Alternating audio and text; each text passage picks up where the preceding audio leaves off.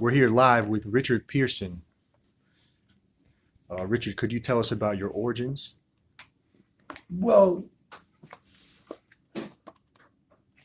yeah, I could. Musically,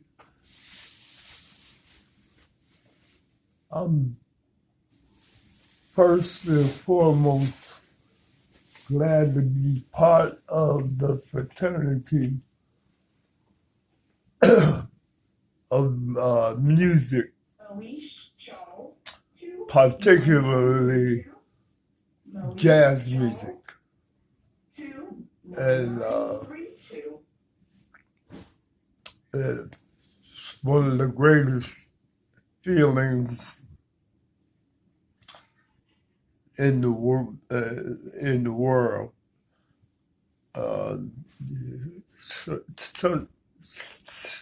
Sometime I relish the experience, the camaraderie, the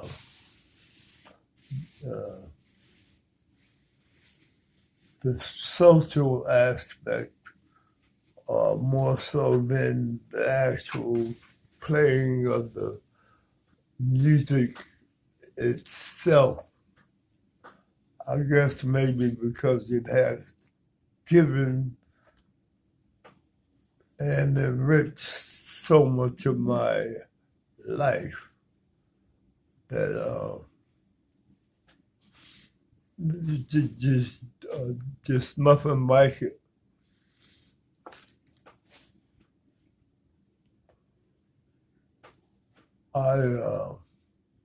I'm from Montclair, New Jersey, born and bred, which is a town. It's a small town in Jersey that is known for its culture and its arts and what have you. Matter of fact, for the last, say, 10 years, it's been the site of the Montclair, the infamous, actually, Montclair Jazz Festival. That is put on by the great bassist Christian McBride and his wife, and an organization called the Jazz House Kids. And musically, I've worked with a lot of different people, had a lot of different experiences playing the music.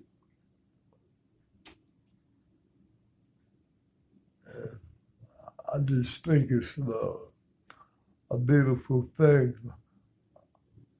I'm 68 years old now. 68. Slight slur in my speech.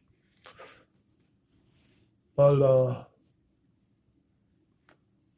still kicking. The interesting thing about the whole experience is a lot of guys that I came up with, they're gone now, and not to sound pessimistic,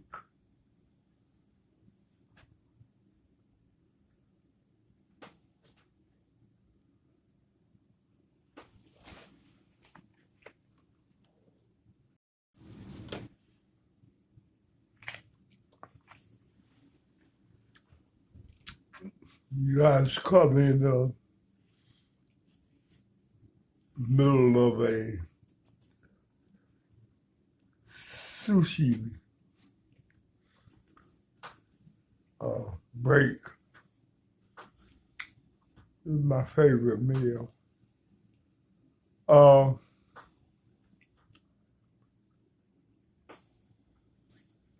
my experiences,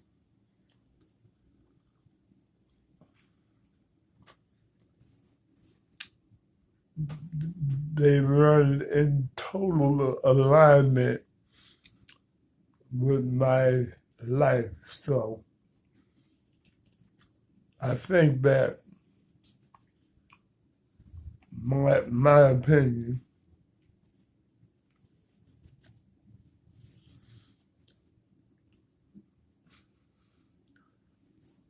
it has to line up. You have to become at one with the music, the arts. You have to carry it with you wherever you go. And if the situation is fitting, it'll carry you where it goes.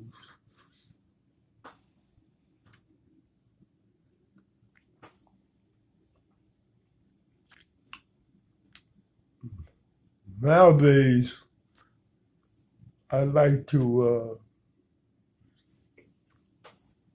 do what I can for maybe younger, older musicians and let them, older, younger musicians, do for me. Study is unending. That's a quote from the great musician Schumann. I love a thing he wrote called Schumann's Theory. Study is unending. But being careful about that,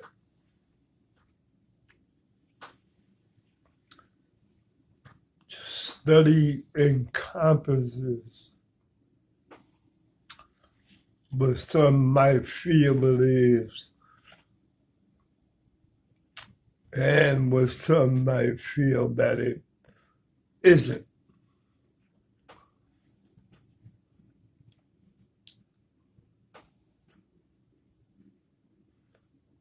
Working with musicians like just so many of them. I'll tell you a little story. My father, Quentin Pierson, was a serious advocate of the music. And growing up around the house in Montclair,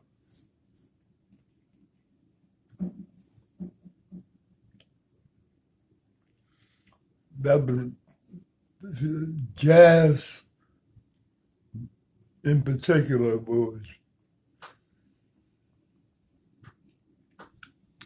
he was truly about it. He worked in construction, but he loved the music, had every, and not literally, but 1,000 more jazz records. And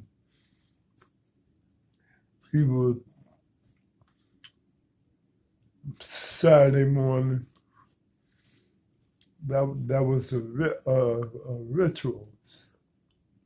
So as my career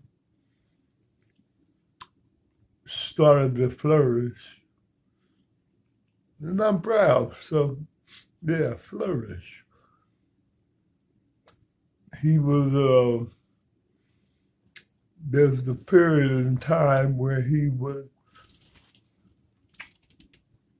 I lost my driver license.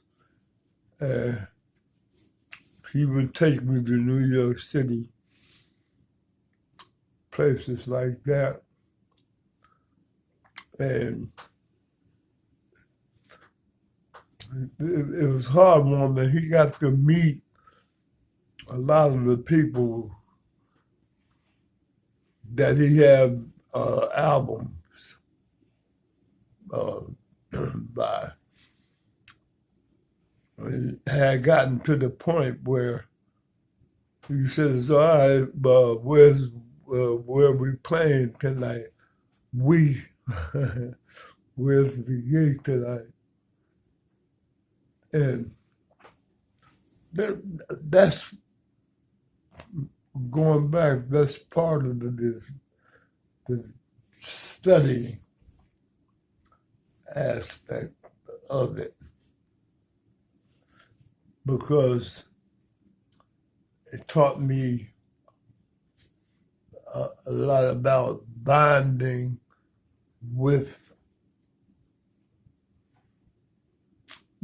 in relationships and bringing people close together. Can I interrupt? No, You for your meds?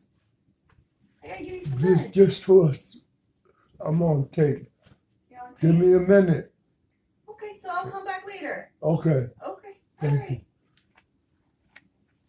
So,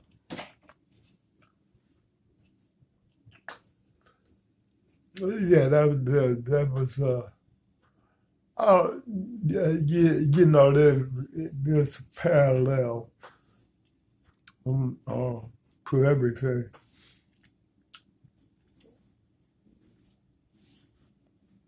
I got to work with some dynamic people. Got to meet with some dynamic people. Working with people like John Patton, playing in Madison Square Garden. Did a hit with Della Reese, the great Gratian Marker III, great trombone player, saxophonist Joe Ford, Ben Frank. I mean, you know, the list goes on and on. And there's a certain part I got to where I've even forgotten, unless I think real hard about some of the people that I have gotten to know and work with.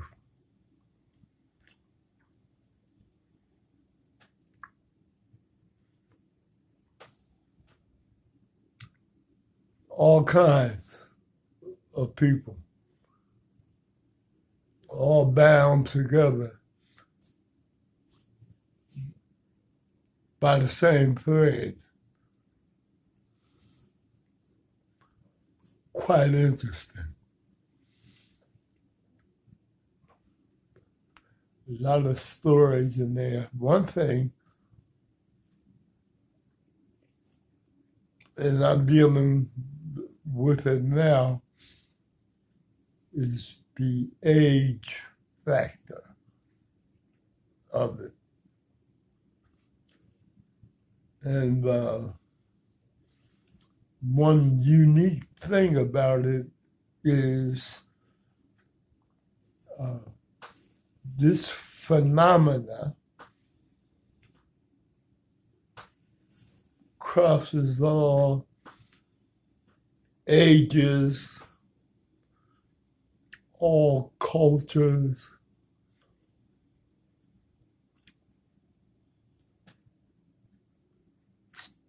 The only art form born here on this soil, the only true so-called American art form. Now, let's not leave out the Native American or whoever walked these lands before us. But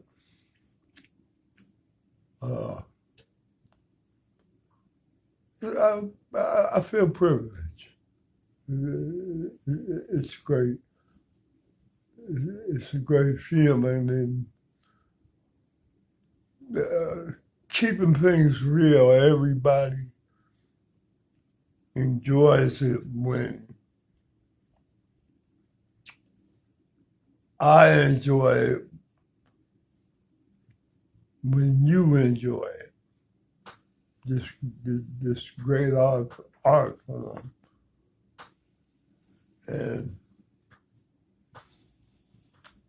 truly thankful to the one God that has given it to us.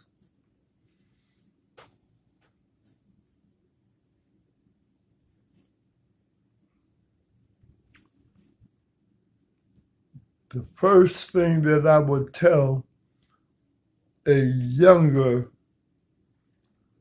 musician, as you can see by my surroundings, is to take care of your health, stay off the drugs,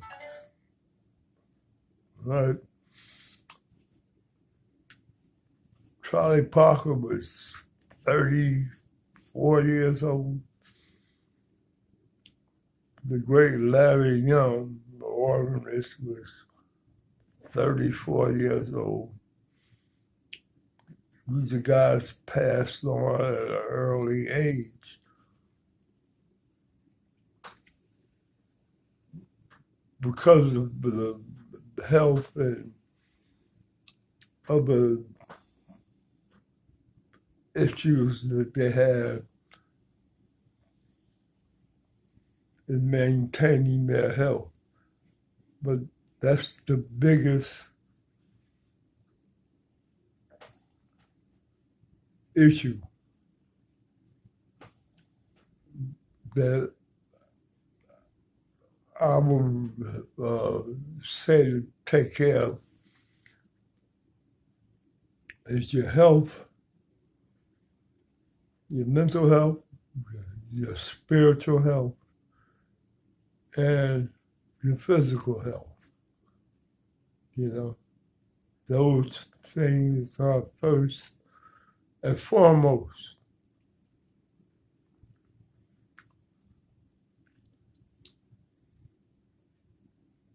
And then keep banging,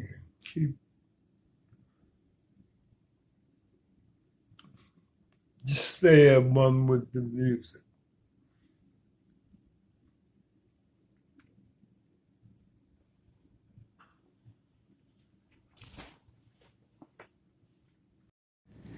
How has your playing or art changed over time?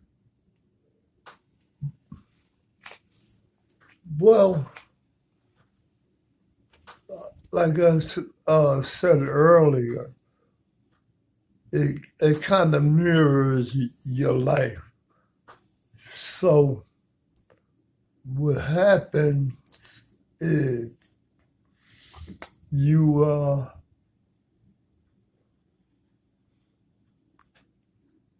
attain wisdom in the way you approach things, just as the way you go through life. You know, this life we have for instance, physically playing in the music world, we have what we call chops. You know, you're young, strong, vibrant man physically. But as you age, or as they say, you get up there in age, like me being damn near 70, it changes. But I ran into a great drummer in the local CVS one time, and I asked the same question that Ben just asked me. Beaver Harris, a great drummer. He says, well, that was me then, and this is me now. And sometimes what we do is we compensate for the physical chops with the mental thing. You know, it's called experience. And it bodes well for you as you go.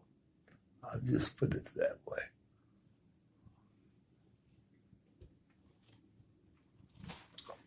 One more.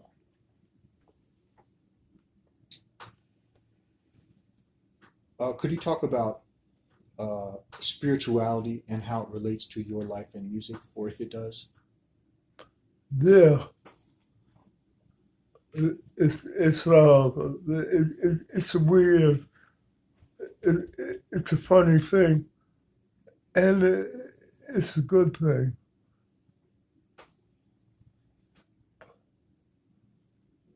Spirituality. When I play in church too. I play in the a Baptist church, and the pay was okay, and that was the reason why I did it when I started out doing it. It was for the money.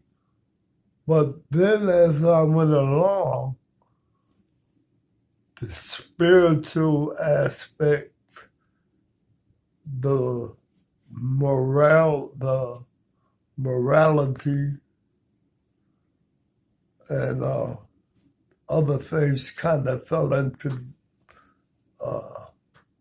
place, whereas those became important, very important.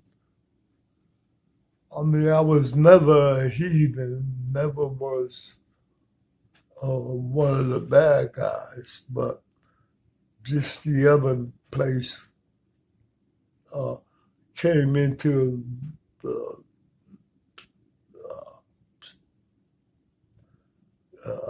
came to be, you know, and it became extremely important. The values and what have you.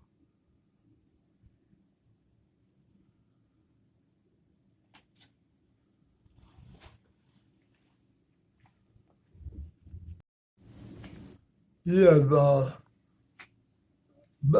Ben is telling me he's playing with a friend of ours, Joe Rizzolo, and piano players playing the bass. And my take from that is, if you got a gig,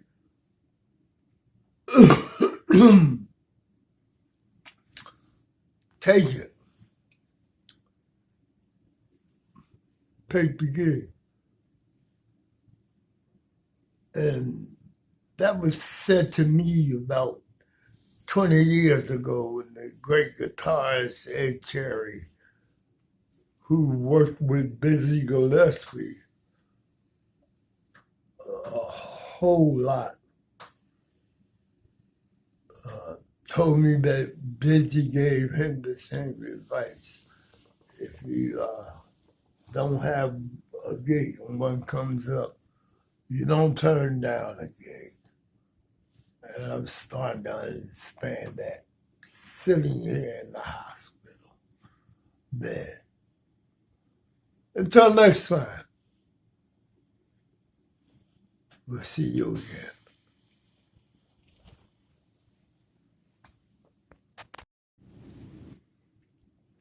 So,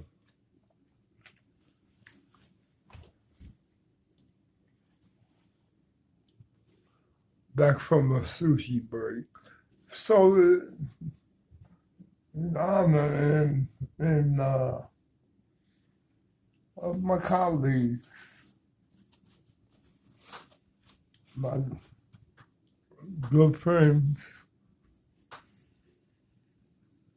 great people,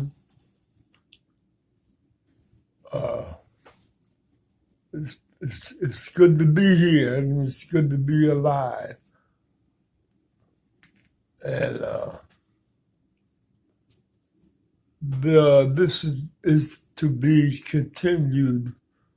We can do part 2, part 3, and stuff as we go along. But thanks for listening in, y'all.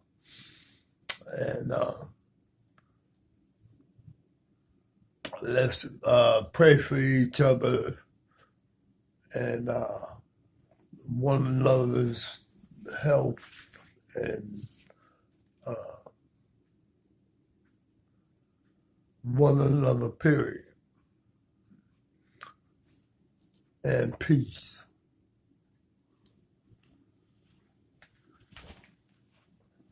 How was that?